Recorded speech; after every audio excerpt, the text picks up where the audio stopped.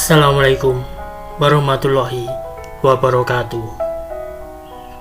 Di pertemuan pertama ini, saya selaku dosen kalian akan langsung masuk ke materi konsep dokumentasi keperawatan untuk mata kuliah dokumentasi keperawatan. Perkenalkan, nama saya Dwi Haryanto, Eskepnes M.Kep. Cukup panggil dengan panggilan Pak Hari atau Pak Dwi, terserah kalian. Oke, kita langsung masuk ke materinya.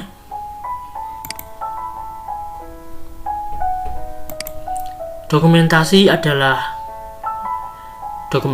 di sini adalah secara umum adalah suatu catatan, gambar, atau semua data asli yang dapat dibuktikan atau disajikan alat bukti dalam persoalan hukum.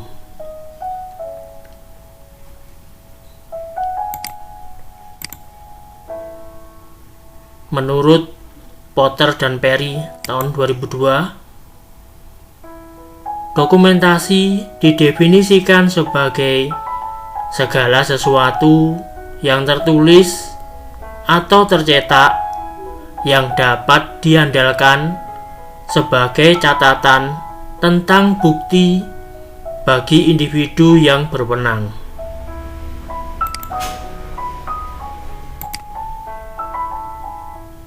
Menurut Ali tahun 2010,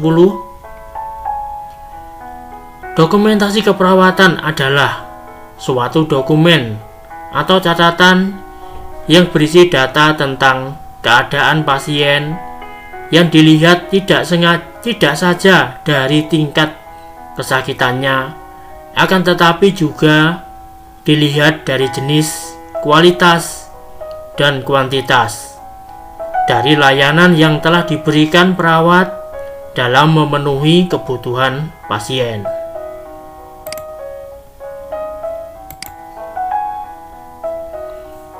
Berikutnya menurut Nur Salam tahun 2009. Dokumentasi proses keperawatan mencakup pengkajian, identifikasi masalah, perencanaan, tindakan, dan evaluasi terhadap klien.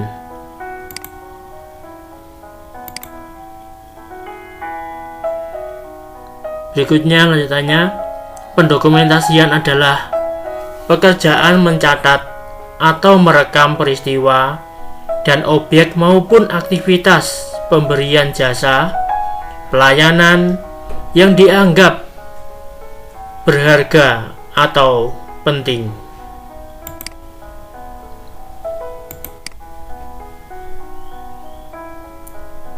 Kesimpulannya, apa sih dokumentasi keperawatan?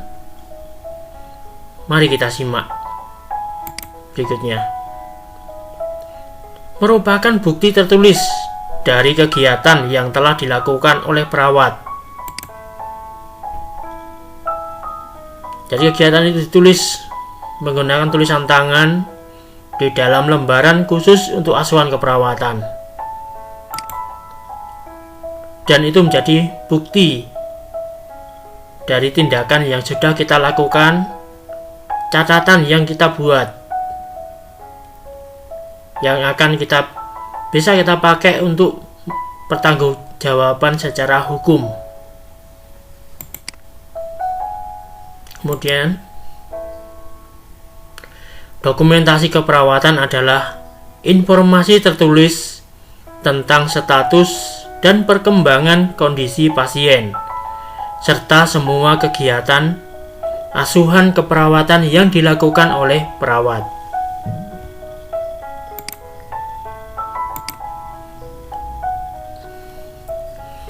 Dokumentasi keperawatan merupakan komponen penting dari praktik keperawatan.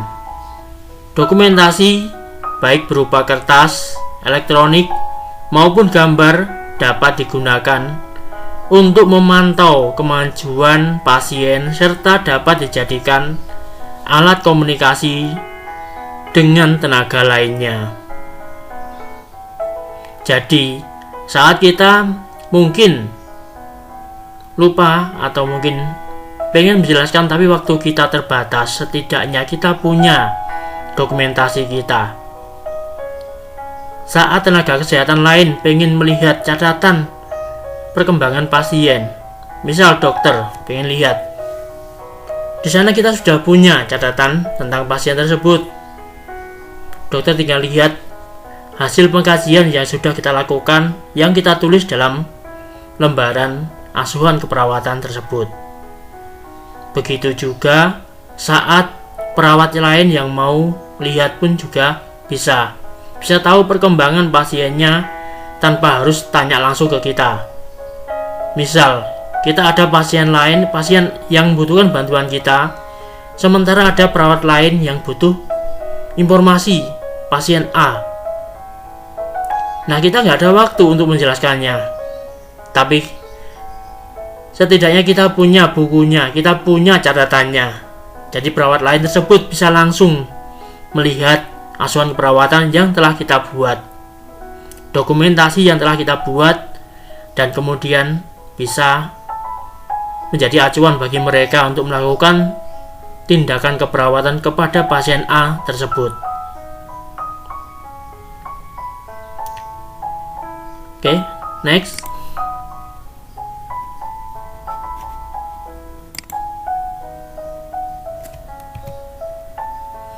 Ini hanyalah contoh dari asuhan keperawatan yang kita buat. Cuma ini terlalu detail, saat nanti kita praktek tidak sedetail ini. Nanti akan kami buatkan juga bentuk laporan kasusnya. Setidaknya gambarannya seperti ini.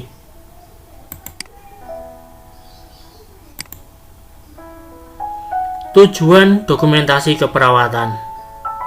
Kenapa dibuat dokumentasi keperawatan? Apa tujuannya di sini? Oke, mari kita simak penjelasan berikutnya.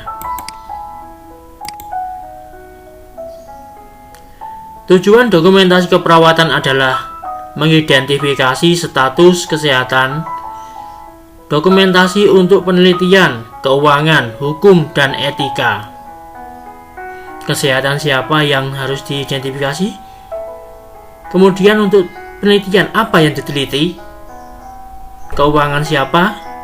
Hukum untuk siapa? Dan etika terhadap siapa? Mari kita lanjut.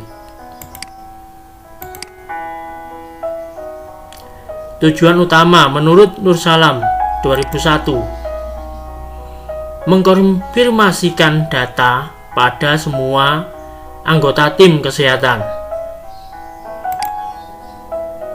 memberikan bukti untuk tujuan evaluasi asuhan keperawatan sebagai tanggung jawab dan tanggung gugat, sebagai metode pengembangan ilmu keperawatan. Salah satunya adalah penelitian.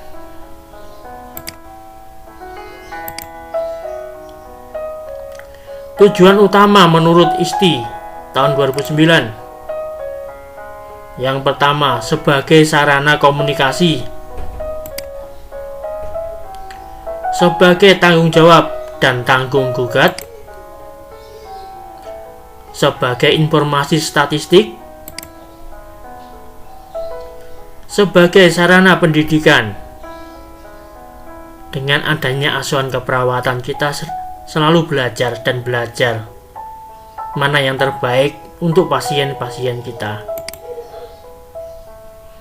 Sebagai sumber data penelitian, apa yang kita lakukan pada pasien itu juga termasuk penelitian kecil. Tindakan kemandirian pasien satu dengan pasien yang lain bisa jadi kebutuhannya beda walaupun kasusnya sama. Sebagai jaminan kualitas pelayanan kesehatan, setidaknya kita punya bukti apa yang sudah kita lakukan. Kalau sewaktu-waktu ada yang menggugat kita. Berikutnya, sebagai sumber data perencanaan asuhan keperawatan berkelanjutan.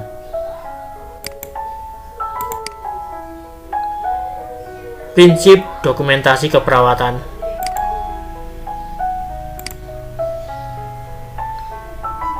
adalah pendokumentasian bagian integral dari pemberian asuhan, konsisten berdasarkan format, dilakukan oleh yang melakukan tindakan, segera dibuat secara kronologis, singkatan baku, waktu pelaksanaan jelas, inisial dan paraf serta catatan akurat dan bersifat rahasia. Jadi hanya kita yang tahu, pihak luar tidak tahu, pasien pun juga tidak boleh tahu catatan kita, kecuali hal-hal penting yang harus diketahui oleh pasien. Kadang-kala ada beberapa, bahkan keluarga pun juga tidak boleh, kalau misal itu permintaan dari pasien. Ada beberapa data yang nggak boleh disampaikan ke keluarga, tapi harus ada informed consent. Kalau kalian mendapat materinya informed consent, nanti ada materinya. Kalau sudah dapat ya alhamdulillah. Konsisten di sini, misal pada pemeriksaan pertama pasien adanya batuk sesak, sampai akhir batuk sesak harus tetap dikaji terus.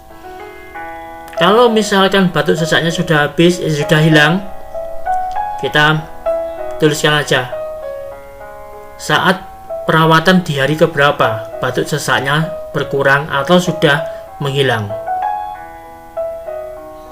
dan sesuai format dilakukan oleh yang melakukan tindakan. Maksudnya ini yang menuliskan adalah yang melakukan tindakan itu sendiri. Segera dibuat secara kronologis, kronologinya segera ya dibuat secara kronologis, singkatan baku, singkatan yang mudah dibaca, mudah dimengerti oleh petugas yang lain. Misalkan pasien di sini biasanya disingkat dengan tulisan PX.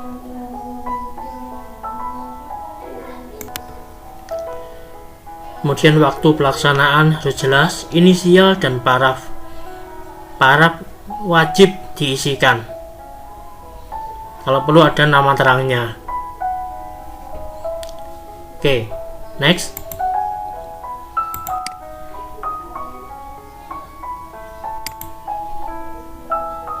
Kemudian manfaat dokumentasi keperawatan menurut Nur Salam tahun 2009. Pertama, untuk hukum, semua catatan informasi tentang klien merupakan dokumentasi resmi dan bernilai hukum. Dokumentasi tersebut dapat dipergunakan sebagai barang bukti di pengadilan.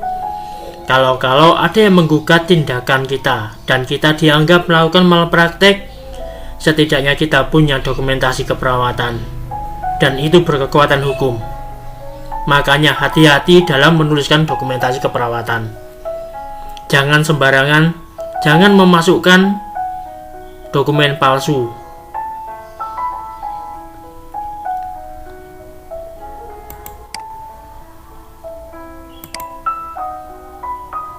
Yang kedua, jaminan mutu. Pendokumentasian data klien yang lengkap dan akurat akan memberi kemudahan bagi perawat dalam membantu menyelesaikan masalah klien. Hal ini akan membantu meningkatkan kualitas atau mutu pelayanan keperawatan itu sendiri. Saat data-data yang kita kumpulkan tidak lengkap, kita akan kesulitan untuk membuat asuhan keperawatan. Kita akan kesulitan untuk menentukan apa masalah dari pasien tersebut. Tapi kalau datanya lengkap, itu akan sangat memudahkan kita untuk menganalisa dan menyimpulkan apa masalah klien. Oke, next. Lanjut ya.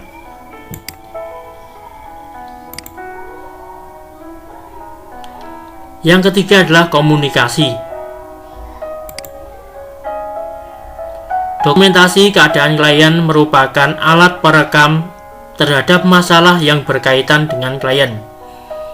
Perawat atau profesi kesehatan lain dapat melihat dokumentasi yang ada dan sebagai alat komunikasi yang dijadikan pedoman dalam memberikan asuhan keperawatan.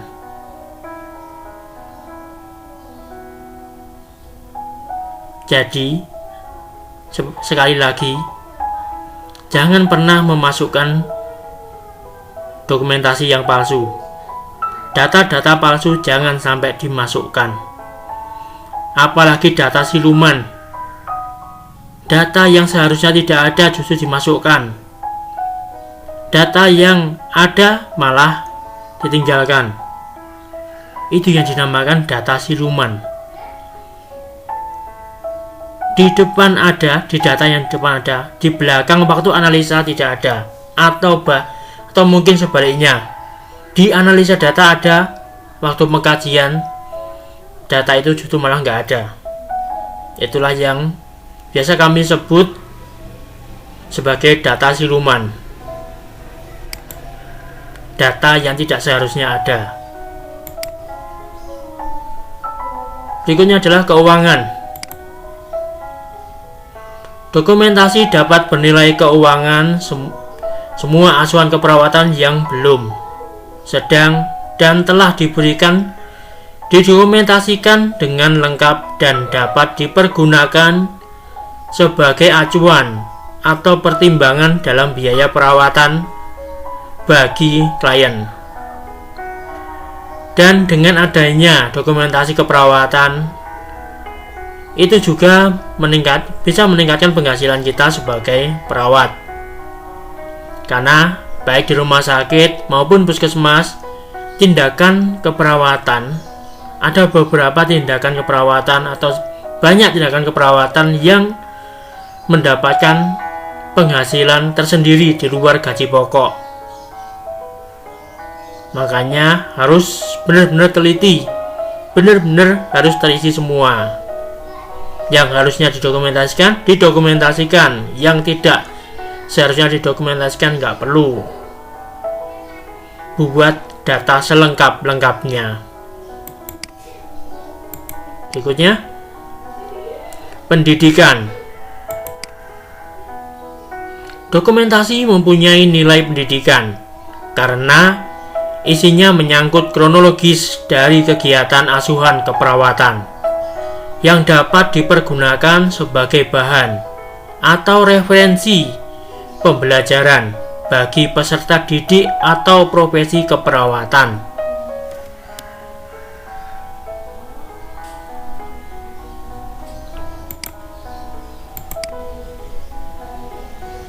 Yang keenam adalah penelitian. Dokumentasi keperawatan mempunyai nilai penelitian. Data yang terdapat di dalamnya mengandung informasi yang dapat dijadikan sebagai bahan atau objek riset dan pengembangan profesi keperawatan.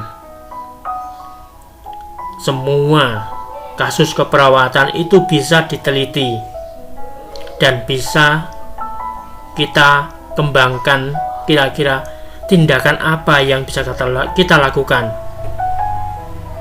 Seperti halnya minimal ya cuci tangan, itu kalau untuk perawatnya sendiri, atau minum air putih bagi pasien yang dulu minum air putih hanya yang penting haus saja. Sekarang kita punya patokannya, setidaknya minum air putih minimal berapa liter dalam sehari, dan itu minimal. Masih bisa ditambah lagi kalau kita sudah mencapai batas minimal itu tapi masih merasa haus, dan itu bisa ditambah lagi. Itu adalah berkat dari penelitian. Itu contoh kecil saja. Masih banyak penelitian-penelitian yang lain. Apalagi di masa sekarang. Banyak sekali penelitian-penelitian yang dilakukan untuk meningkatkan antibodi seseorang. Di masa pandemi seperti sekarang ini, kita dituntut bisa memberikan health education kepada masyarakat. Bagaimana masyarakat itu bisa meningkatkan imunnya dan tetap menjaga kesehatannya. Mana olahraga yang ringan, mana diet yang sehat. Itu tugas kita sebagai tenaga kesehatan, khususnya seorang perawat, dalam melakukan tindakan keperawatan ke masyarakat luas. Oke, kita lanjut ya. Berikutnya, akreditasi. Melalui dokumentasi keperawatan akan dapat dilihat sejauh mana peran dan fungsi perawat dalam memberikan asuhan keperawatan kepada klien.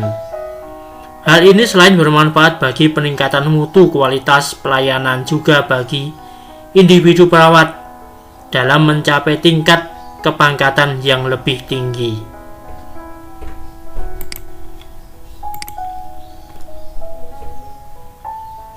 Apa sih pentingnya dokumentasi keperawatan?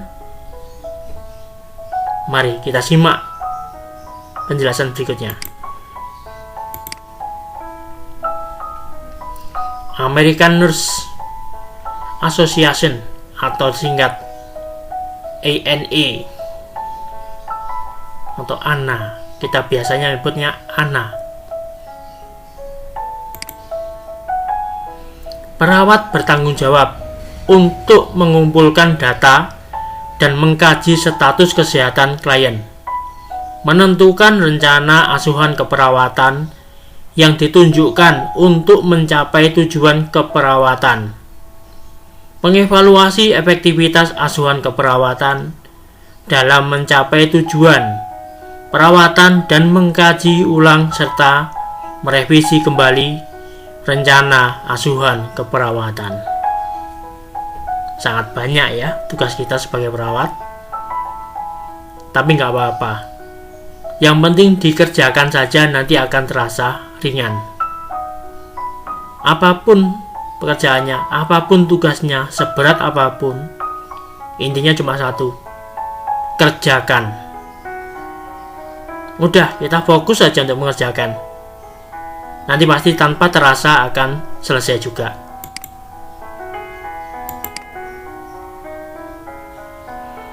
Maka pendokumentasian itu sangat penting bagi perawat, karena sebagai dasar hukum tindakan keperawatan yang sudah dilakukan, jika suatu saat nanti ada tuntutan dari pasien maupun dari keluarga pasien, atau mungkin bahkan dari pihak luar, kita punya senjata.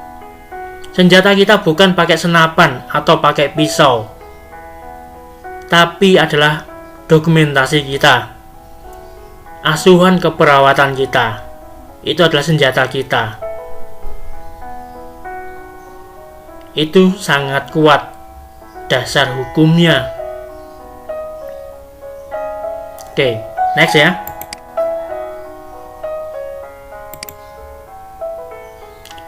Hal yang perlu diperhatikan dalam pendokumentasian: pertama, isi harus lengkap, isi harus sesuai dengan kenyataan, isi harus sesuai dengan hasil pengkajian kita. Waktu, kapan kita melakukan pengkajian, berapa lama kita mengkaji pasien, itu harus dicatat. Berikutnya, formatnya harus sesuai. Format untuk pasien dengan keperawatan medikal bedah dengan pasien anak, itu formatnya sudah beda. Begitu juga untuk format untuk pasien maternitas, itu beda lagi. Apalagi yang keperawatan jiwa. Keperawatan jiwa formatnya itu lebih lebar. Di keperawatan jiwa nggak ada pengkajian fisik. Sebenarnya ada, cuma tidak difokuskan, lebih ke arah psikologis. Kalau di KMB itu yang paling lengkap. untuk pemeriksaan anak ada, untuk pemeriksaan genitalia ada, kejiwaannya juga ada. Format untuk asuhan keperawatan gawat darurat pun beda lagi.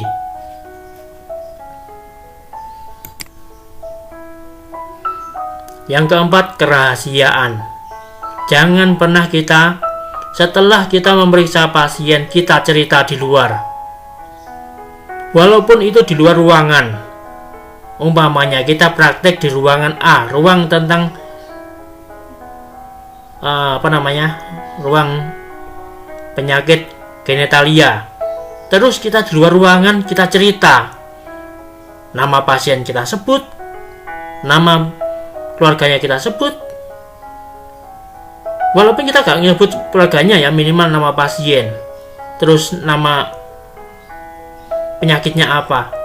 Itu kalau sampai kedengeran orang luar, kita bisa kena kasus hukum. Dan itu gak boleh. Apalagi kalau pasiennya sendiri dengar kita menyampaikannya di luar, malu mereka. Dan kita punya tugas untuk menjaga pasien, bukan malah membuatnya malu. Oke? Next. Tahapan pendokumentasian. Yang pertama, pengkajian. Kita kaji pasien head to toe. Dari ujung rambut sampai ujung kaki harus kita kaji semua. Pengkajian yang harus kita lakukan adalah inspeksi, palpasi, perkusi, dan auskultasi. Nanti waktu praktek lab akan kami jelaskan lebih detailnya. Yang kedua, menentukan masalah.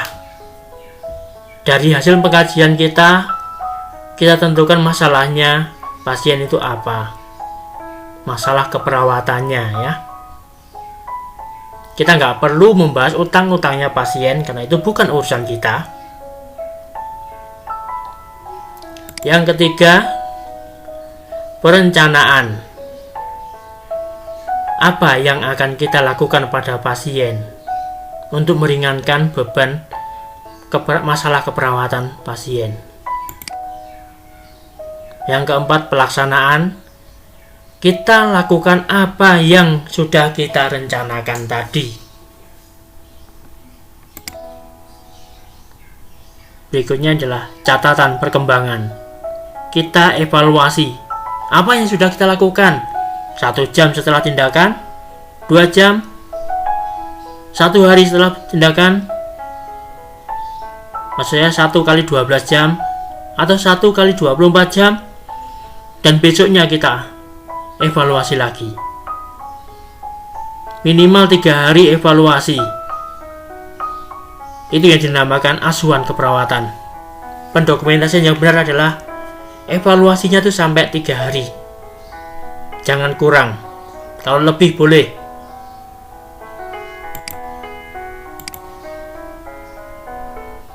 Faktor-faktor penghambat dokumentasi keperawatan. Pertama, kurangnya pemahaman tentang dasar-dasar dokumentasi. Biasanya dari individu kita sendiri sebagai perawat kurang paham tentang dasar-dasar dokumentasi. Apa saja sih yang harus disiapkan? Jangan sampai kita datang ke pasien kita nggak tahu mau nanya apa, kita nggak tahu mau meriksa apanya.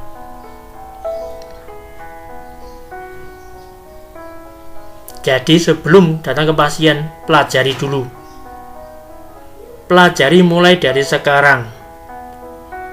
Minimal kalau mau tanya ke pasien, yang ditanyakan apanya dulu. Nama, usia, alamat, pekerjaan,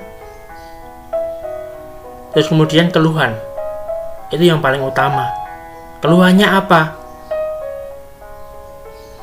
Dengan kita nanya nama, kita sekaligus memeriksa pasien, memeriksa kesadaran pasien. Dengan menanyakan usia, nama, usia, alamat, itu kita sekaligus memeriksa kesadaran pasien. Apakah pasien ini masih sadar penuh atau pasien ini sudah diambang penurunan kesadaran? Karena apa? Nama, alamat, dan usia itu adalah urusan yang sangat pribadi bagi pasien. Kalau pasien sampai tidak mengenalinya, ada kecurigaan pasien tersebut sedang mengalami penurunan kesadaran. Kemudian kalau lancar, kita lanjut ke keluhan. Apa yang sekarang dilakukan oleh pasien? Terus kronologisnya gimana kok bisa sakit? Mulai kapan sakitnya? Nah, itu yang kita pelajari. Berikutnya, kurangnya kesadaran. Kitanya yang nggak sadar. Kita kurang kesadaran tentang kebutuhan dari pasien.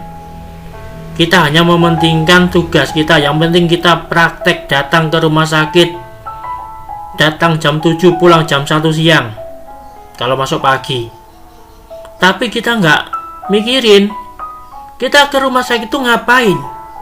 Apakah kita cuma main aja, atau kita akan melakukan tindakan keperawatan? Siapa yang akan kita kaji, siapa yang akan kita rawat? Itu yang harus diperhatikan. Berikutnya, dokumentasi keperawatan tidak dianggap sebagai salah satu faktor penentu kualitas pelayanan. Nah, ini yang salah sekali.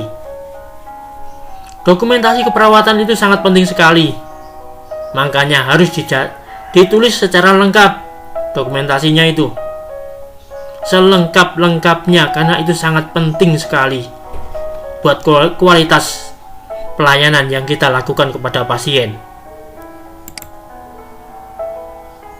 Yang keempat, keterbatasan tenaga. Kalau ini masalah klise, masalah yang sering kali terjadi. Kita praktek cuma satu masuk sendirian, sementara pasien yang kita rawat ada 41 orang. Ini masalah yang luar biasa. Tapi kalau sekarang sepertinya sudah mulai ada perubahan. Apalagi semenjak pandemi COVID-19 ini, kita banyak sekali rumah sakit yang merekrut perawat dalam jumlah besar-besaran untuk melakukan pelayanan pada pasien dengan COVID. Setidaknya itu membantu untuk keterbatasan tenaga. Oke, kita lanjut ya. Format yang tersedia kurang memadai. Sebenarnya kalau masalah format, kita sudah dapat materi di pendidikan. Kalaulah mungkin formatnya tidak memadai, kita bisa membuatnya sendiri. Mungkin kalau kalian praktek di rumah sakit, pernah lihat seorang perawat menulis dengan tulisan tangan menggunakan penggaris tanpa harus ngeprint dulu. Itu seringkali terjadi karena format yang tersedia kurang memadai. Tapi perawat itu nggak kekurangan akal kok. Minimal ada kertas entah HPS dengan format folio, ukuran folio atau ukuran A4, atau bahkan adanya kertas buram, tetap bisa dipakai. Garisnya kita garis sendiri. Itu solusi untuk menyelesaikan masalahnya. Oke, next ya. Yang terakhir, maaf ini kepotong tulisannya. Ini tulisannya adalah keterbatasan waktu. Waktu yang terbatas. Karena seringkali terjadi perawat masuk sendirian, tapi yang dirawat ada 41 pasien. Waktu kita habis hanya untuk melakukan perawatan, tapi kita nggak pernah sempat untuk mengisi asuhan keperawatan. Ini seringkali berhubungan dengan yang nomor 4, yaitu keterbatasan tenaga. Oke, kita lanjut ya. Dan ternyata sudah habis materinya, waktunya pun juga sudah lumayan panjang. Sementara saya akhiri dulu. Nanti kita lanjut di pertemuan berikutnya. Mungkin pertemuan berikutnya sambil obat kangen juga sama kalian. Mungkin kalian juga kangen sama kami, terutama saya, mungkin dosen kalian sekaligus wali kelas kalian. Bagi mahasiswaku, ini kalau yang mungkin bukan mahasiswa ISMI yang ikut nonton, mungkin bisa nonton tapi setelah jam kuliah. Soalnya waktu jam kuliah, video ini akan saya jadikan video privat. Jadi hanya yang punya link saja yang bisa menonton video ini. Oke, akhir kata saya akhiri pertemuan kita kali ini. Wassalamualaikum warahmatullahi wabarakatuh. Sampai ketemu di pertemuan berikutnya.